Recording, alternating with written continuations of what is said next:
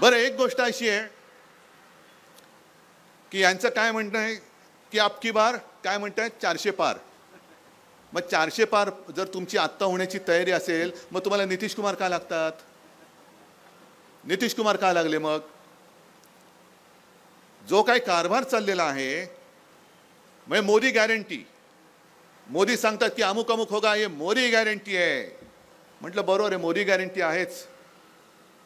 कारण इकडच्या वर्तमानपत्रात किती बातम्या आल्यात माहिती नाही, पण मी येताना मुंबईतली वर्तमानपत्र पाहिली, काही बातम्या कापून पण आणल्या. एकाच वृत्तपत्रात 2 बातम्या आहेत. एका बाजूला हेमंत सोरेन यांना अटक, घोटाळ्या प्रकरणी ईडीकडून अटक, आणि बाजूला एक बातमी आहे अजित पवार यांना क्लीन चिट, मोदी गॅरंटी. भ्रष्टाचार करा, भाजपात या, कुछ नहीं होगा, मोदी गॅरंटी आहे. तुम्हाला मुख्यमंत्री पद मिळेल, तुम्हाला उपमुख्यमंत्री पद मिळेल.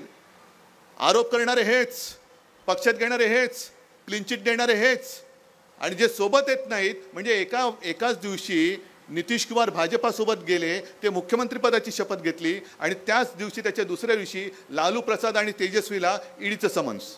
Modi guarantee, Modi guarantee. या सगळ्या गॅरंट्या तुम्हाला परवडणार आहेत? परवडणार आहेत? म्हणजे जर मी असं म्हटलं की जे विरोधात, हुकुमशाहीच्या विरोधात राहतील त्यांना हे तुरुंगात टाकतायत, मग तुम्ही विचार केला पाहिजे. आणि आज सुद्धा मी सांगतो, इकडे जर का कोणी भारतीय जनता पक्षाचे खबरे आले असतील, RSSचे आले असतील, नाही येऊ शकतात, उलट त्यांना त्यांच्याशी मी बोलायला तयार आहे.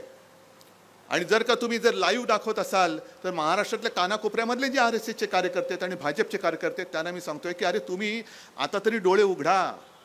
ही लढाई केवळ भाजप विरुद्ध विरोधी पक्ष अशी नाही आहे. ही लढाई लोकशाही विरुद्ध हुकुमशाही आहे.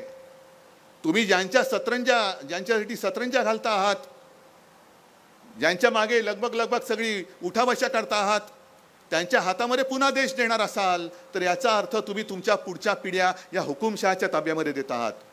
पुढच्या पिढ्या तुम्हाला माफ करणार नाहीत.